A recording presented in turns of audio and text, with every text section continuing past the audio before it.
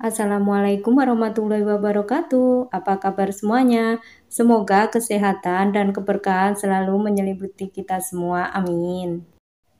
Kali ini saya membawakan kisah dakwah Nabi Musa alaihissalam.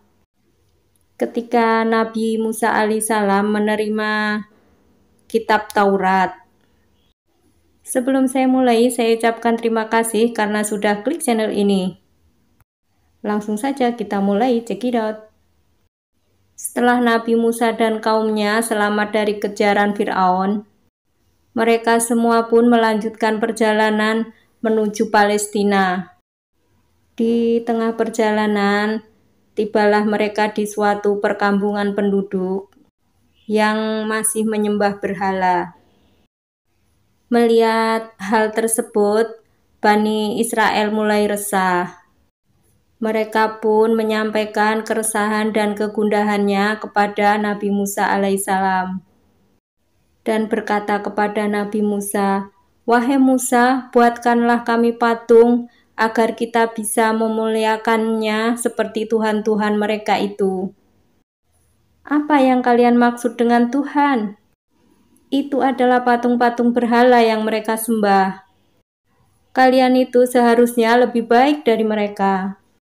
Nabi Musa sangat kecewa dan sedih mendengar permintaan kaumnya itu. Padahal Allah Subhanahu wa Ta'ala jelas-jelas telah menolong mereka semua dari kejaran Fir'aun dan kaumnya. Dan kebesaran Allah itu adalah nyata. Seperti disebutkan dalam Al-Quran Surat Al-A'raf ayat 140. Dia, Musa, berkata, "Pantaskan aku mencari Tuhan untukmu selain Allah, padahal Dia telah melebihkan kamu atas segala umat pada masa itu." Mendengar yang disampaikan Nabi Musa alaihissalam, barulah mereka menyadari kekeliruannya. Pada malam harinya, Nabi Musa mendapatkan petunjuk melalui mimpi bahwa dia diutus Allah Subhanahu wa Ta'ala untuk pergi ke Bukit Tursina. Sebagaimana disebutkan dalam Al-Quran, Surat Al-A'raf ayat 142. Dan kami telah menjanjikan kepada Musa memberikan Taurat 30 malam. Dan kami sempurnakan 30 malam itu dengan 10 malam lagi. Maka sempurnalah wahyu yang diberikan Tuhannya 40 malam. Keesokan harinya sebelum Nabi Musa alaihissalam berangkat, berpesan kepada Nabi Harun untuk mengawasi kaumnya agar tidak menyimpang dari perintah Allah. "Wahai saudaraku Harun, gantikanlah aku dalam memimpin kaumku. Teruslah bimbing mereka dalam kebaikan, dan janganlah kamu mengikuti ajakan mereka yang sesat." Nabi Harun pun menjawab, "Insya Allah, aku akan menjaga amanahmu sebaik-baiknya dengan segala kemampuanku." Nabi Musa pun juga berpamitan dengan kaumnya Bani Israel. "Wahai kaumku, aku diperintahkan Allah untuk menerima wahyu yang kedua. Taatlah kalian kepada saudaraku Nabi Harun. Saudaraku ini memimpin kalian selama saya pergi."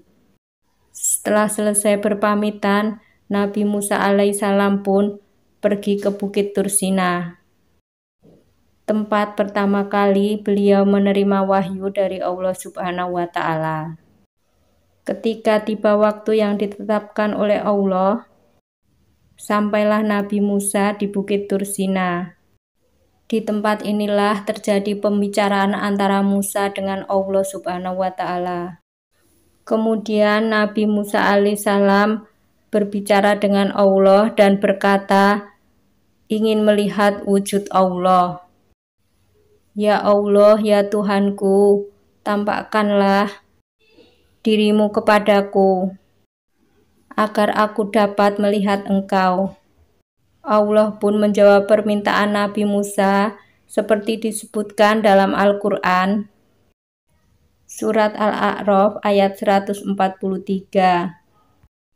Engkau tidak akan sanggup melihatku. Namun lihatlah ke gunung itu. Jika pada tempatnya, seperti sedia kala, niscaya kau akan melihatku. Ketika Allah menampakkan keagungan di gunung yang ditunjukkan ke Nabi Musa, gunung tersebut hancur. Seketika itu juga Nabi Musa kaget dan pingsan. Beberapa menit kemudian Nabi Musa pun terbangun dan menyadari kesalahannya bahwa seharusnya dia tidak minta hal tersebut. Kemudian Nabi Musa pun langsung bertobat kepada Allah Subhanahu wa Ta'ala. Subhanallah, Maha Suci Allah, aku bertobat kepadamu ya Allah, dan aku adalah orang yang pertama-tama beriman. Kemudian Nabi Musa mendapat kitab Taurat yang berisi ajaran atau perintah kepada kaumnya, yaitu Bani Israel.